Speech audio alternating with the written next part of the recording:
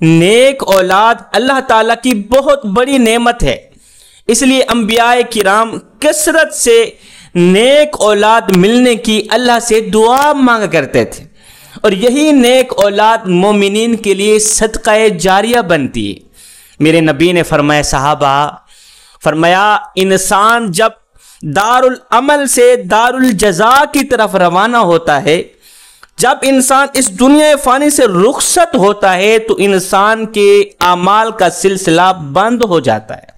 جب انسان دارالعمل سے دارالجزا کی طرف روانہ ہوتا ہے نا، تو انسان کے اعمال کا سلسلہ منقطع ہو جاتا ہے، بند ہو جاتا ہے۔ اب نہ انسان گناہ کر سکتا ہے، نہ نیکی کر سکتا ہے۔ اب نہ تو اس کی کوئی نیکی لکھی جائے گی اور نہ تو اس کا کوئی گناہ نہ بدی لکھی جائے گی، اس کے عمل کا دار و مدار منقطع کر دیا جاتا ہے۔ میرے نبی نے فرمایا، صحابہ اس کے عمل کا سلسلہ بند کر دیا جاتا ہے، مگر 3 چیزیں باقی رہتی ہیں۔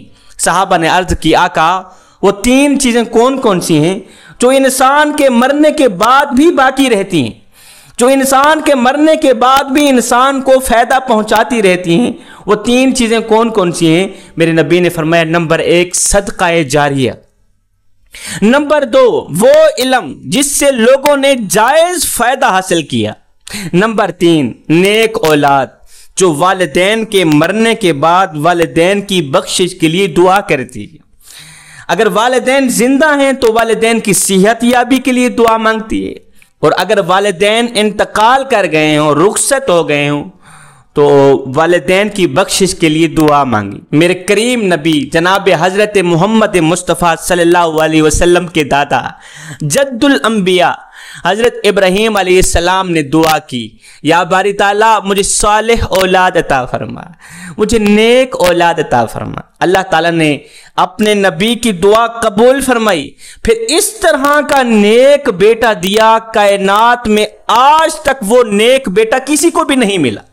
اتنا نیک کہ جب باپ نے بیٹے کو کہا، حضرت ابراہیم علیہ السلام نے اپنے بیٹے اسماعیل کو کہا، بیٹے میں نے خواب دیکھا ہے کہ میں اللہ کے نام پہ تجھے قربان کر رہا ہوں۔ یہ سن کر بیٹے نے کہا، ابو جی یہ تو میرے لیے سعادت کی بات ہے کہ آپ مجھے اللہ کے نام پہ قربان کر رہے ہیں۔ بیٹے آگے سنو تو صحیح، میں کس طرح قربان کرنے والا ہوں؟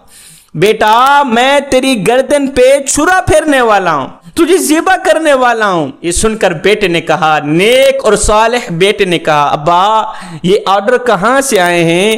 ابراہیم علیہ السلام نے فرمایا، بیٹے یہ آرڈر اوپر سے آئے ہیں۔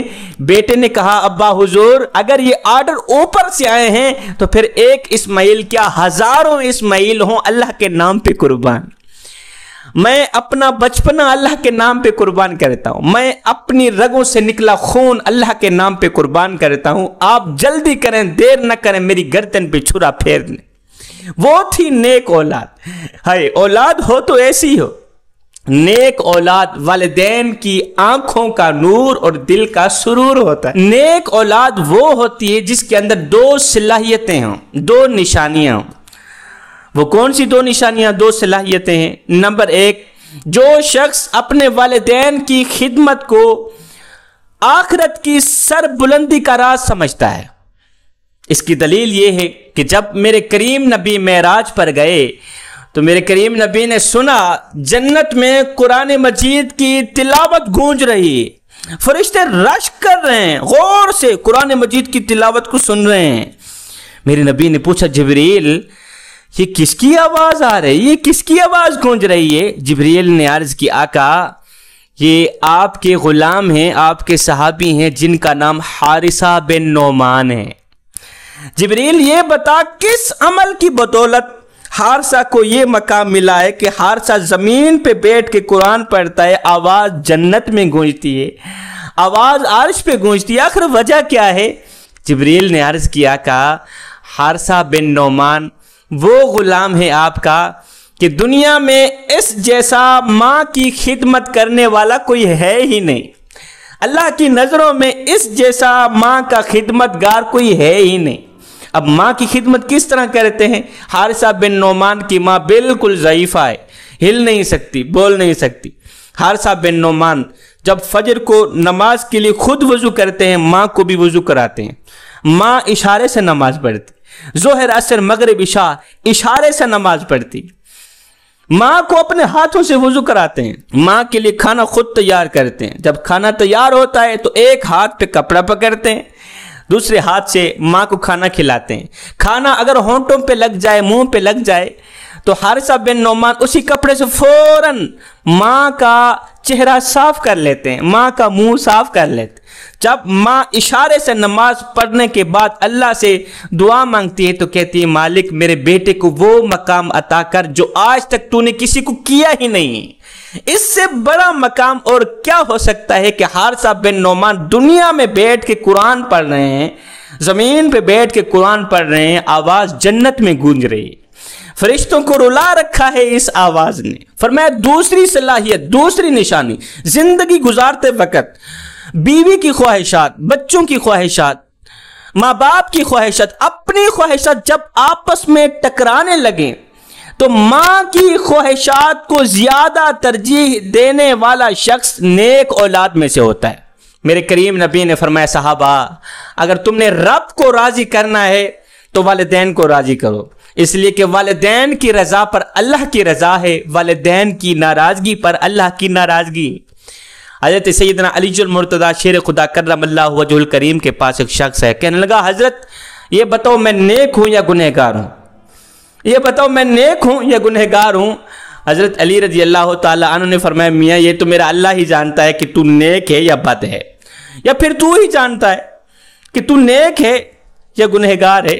کہا نہیں جی میں نے سنا ہے آپ کو اللہ تعالیٰ نے بڑے ہی علم سے نوازا ہے، بڑی عقل سے نوازا ہے، شعور سے نوازا ہے، مجھے بتایا جائے کہ میں نیک ہوں یا گنہگار ہوں۔ حضرت علی نے فرمایا میاں جواب دینے سے پہلے میرا آپ سے ایک سوال ہے کہ اگر آپ کے والدین زندہ ہیں تو کیا تو والدین کی صحت یابی کے لیے دعا کرتا ہے، اور اگر تیرے والدین فوت ہو گئے ہیں، انتقال کر گئے ہیں تو کیا ان کی بخشش کے لیے دعا مانگتا ہے؟ اس نے کہا جی ضرور مانگتا ہوں۔ یہ سن کر حضرت علی نے فرمایا پھر تو نیک انسان ہے، اگر تو ماں باپ کی بخشش کے لیے دعا مانگتا ہے تو پھر تو نیک ہے، تو نیک ہے، تو نیک ہے۔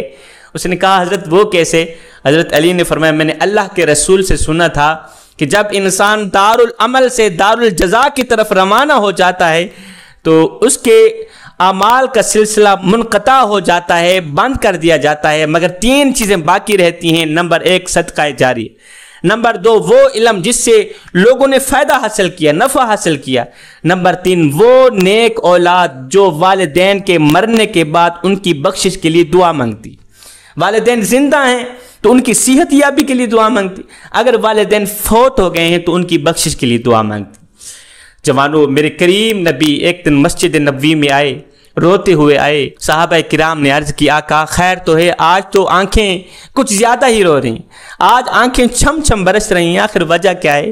میرے نبی نے فرمایا صحابہ آج مجھے میری ماں کی یاد آئی، صحابہ کاش میری ماں زندہ ہوتی، کاش میری ماں زندہ ہوتی، میں نماز میں اللہ کے حضور کھڑا ہوتا، میری ماں آواز دیتی ہے بیٹے محمد، میں نماز چھوڑ کر دوڑ کر ماں کے پاس چلا جاتا اور دنیا والوں کو بتاتا کہ ماں کی عظمت کیا ہوتی۔